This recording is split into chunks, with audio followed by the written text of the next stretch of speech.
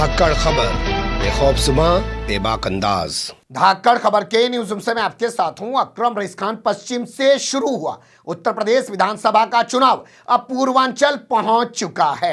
4 चरणों का मतदान आप जानते हैं पश्चिम और मध्य यूपी में हुआ है और अब बाकी तीनों चरणों का मतदान जो है पूर्वांचल में होने जा रहा है। उस पूर्वांचल में होने जा रहा है जिसकी तहजीब, कल्चर, संस्कृति बिहार से पूरी तरह मेल खाती है। जी हां, बिहार और पूर्वांचल के लोगों को दिल्ली में पूर्वांचली ही कहा जाता है। उनके जो संगठन बने होते हैं उसमें बिहार शब्द इस्तेमाल भी नहीं होता, पूर्वांचली शब्द इस्तेमाल होता है। तो लगता है पूर्वांचल की धरती पर पहुंच चुका उत्तर प्रदेश का चुनाव भारतीय जनता पार्टी के बिहार में रहने वाले नेताओं के अंदर तनाव पैदा कर रहा है। तभी तो भारतीय जनता पार्टी का एक विधायक सामने आया है और उसने जहर उगल दिया है। उसने कहा जब मुसलमानों को 1947 में पाकिस्तान बना के दे दिया था तो वो यहाँ क्या कर रहे हैं, उनसे वोट डालने का अधिकार छीन लेना चाहिए, उनको पाकिस्तान चले जाना चाहिए और भी बहुत कुछ उसने कहा है। और उसके बाद आरजेडी की, जेडीयू की प्रतिक्रिया सामने आई है, एआईएमआईएम के नेताओं की प्रतिक्रिया सामने आई है, लेकिन भारतीय जनता पार्टी पूरी तरह खामोश बनी हुई है। आप ऐसे कह सकते हैं कि बिहार से तनाव पैदा करके पूर्वांचल उत्तर प्रदेश में भारतीय जनता पार्टी चुनाव जीतने की जुगत भिड़ा रही है। कैसे कैसे पूरा घटनाक्रम सामने आया है, बोलती हुई तस्वीरों की ज़बानी पूरी कहानी आपके सामने रखने जा रहा हूं। शुरुआत करते हैं भारतीय जनता पार्टी के जहरीले विधायक के बोल भाषणों के, बोल भाषण जो होता है, बोल वचन कह सकते हैं, जो भी कह सकते हैं, उसके जरिए। जी हां, सबसे पहले आपके सामने इस विधायक का वीडियो रख देते हैं। इस विधायक का नाम है हरकिशन सिंह ठाकुर बचौल। हमेशा अपने विवादित बयान देने के लिए जाना पहचाना जाता है। कुछ ऐसे लोग होते हैं ना कि जब भी मुंह खोलेंगे मुंह से उनके वही जहरीली शब्द, वही नफरती भाषा निकलेगी। तो अब इस चुनाव के दौरान मुंह खोला और मुंह उस दौर में खोला जब उत्तर प्रदेश के पूर्वांचल में चुनाव शुरू हो चुका है। सुन लीजिए इसने क्या क्या बोला। जनसंख्या के हिसाब से आप छोड़ रहे हैं, जनसंख्या के हिसाब से उनको भागीदारी दिया जाए। इस पर मेरा कहना है कि 1947 में देश का विभाजन हुआ धर्म के नाम पर, उनको दूसरा देश मिल गया, वो दूसरे देश में चले जाएं। अगर यहाँ रह रहे हैं तो मैं सरकार से मांग करता हूँ कि उनके वोटिंग राइट को समाप्त कर दिया जाए और वो दूसरे स्तर के नागरिक बन के भारत में रह सकते हैं। वो ऐसा क्यों करें? आपको लगता है कि इसके पीछे कुछ एजेंडा है? बिल्कुल एजेंडा है, आईएसआई का एजेंडा है, इस्लामिक स्टेट बनाने का एजेंडा है। जहां रह जाएंगे, अफगानिस्तान में क्या कर रहे हैं, अफगानिस्तान को देखिए, पाकिस्तान को देखिए, ये मानवता के दुश्मन है। लेकिन आप कहें कि हाँ वोटिंग राइट आप छीन लेंगे? निश्चित वोटिंग राइट जरूर छीन लिया जाए। आपको लगता है कि अब वो अल्पसंख्यक हैं? जी नहीं, वो अल्पसंख्यक है, ये नहीं है। और अल्पसंख्यक शब्द भारत के संविधान के साथ भी मजाक है। अच्छा, क्योंकि उसके प्रस्तावना में लिखा हुआ है कि हम भारत के लोग, फिर अल्पसंख्यक कौन, बहुसंख्यक कौन? अच्छा, सुन लिया आपने किस तरीके का जहर उगलता हुआ दिखाई दे रहा है। इसके खिलाफ चुनाव आयोग ने अभी तक कोई एक्शन नहीं लिया है। आप इसे ऐसे भी कह सकते हैं कि जो उत्तर प्रदेश में रहते हुए राघवेंद्र प्रताप सिंह कह रहा है, क्या क्या कह रहा था हम सब जानते हैं।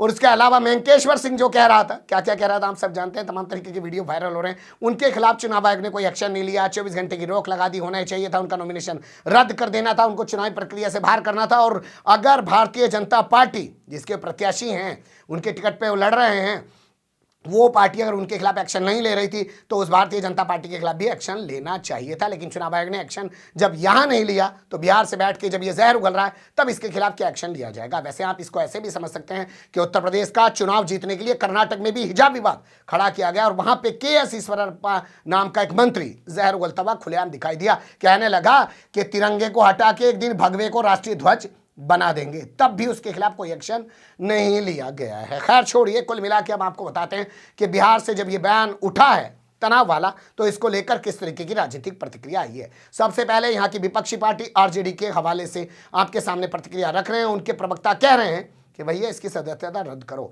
ऐसे शख्स को विधायक रहने का अधिकार नहीं है, विधानसभा में जाने का अधिकार नहीं है। उत्तर प्रदेश में बीजेपी की बुरी तरह से हार सामने देखकर बीजेपी के माननीय विधायक बचौल जी का मानसिक संतुलन बिगड़ गया है। इनका इलाज इनकी सदस्यता समाप्त करके करनी चाहिए। सुन लिया आपने आरजेडी के प्रवक्ता को, नेता को। अब इसके बाद बात कर लेते हैं जेडीयू की, जो भारतीय जनता पार्टी के साथ मिलकर बिहार में सत्ता चला रही है और उनके मुख्यमंत्री हैं नीतीश कुमार। बड़े अपने आप को सुशासन बाबू कहते हैं, तो सुशासन बाबू का ऐसी जगह मुंह बंद हो जाता है, लेकिन पार्टी के प्रवक्ताओं को, नेताओं को आगे कर देते हैं। पार्टी के प्रवक्ता नेता आगे आ गए हैं और कह रहे हैं कि मुसलमानों ने भी इस देश की लड़ाई में अपनी अहम भूमिका निभाई है और डॉक्टर APJ अब्दुल कलाम ने बिहार के विकास में अहम योगदान दिया है। सुन लीजिए। हिंदुस्तान की आजादी की लड़ाई में देश के विभिन्न सामाजिक और धार्मिक समूहों ने अपनी महत्वपूर्ण भूमिका अदा की है और इस देश के अंदर में डॉक्टर APJ अब्दुल कलाम जैसे देशभक्त जो बिहार के विकास में जिनकी एक महत्वपूर्ण भूमिका रही है, भाई किसी धर्म और संप्रदाय के बारे में आपत्तिजनक टिप्पणी करने के पहले देश के संविधान की प्रस्तावना को पढ़ लेना चाहिए।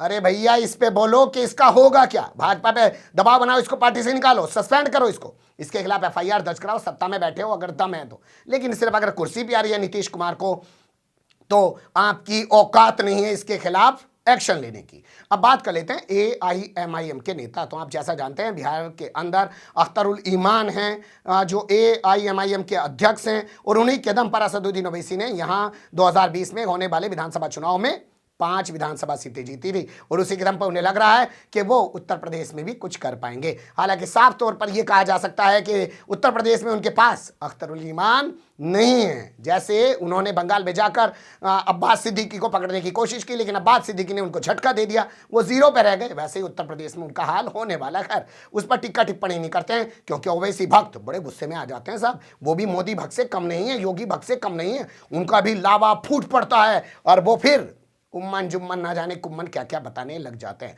लेकिन अभी बात करते हैं कुछ और।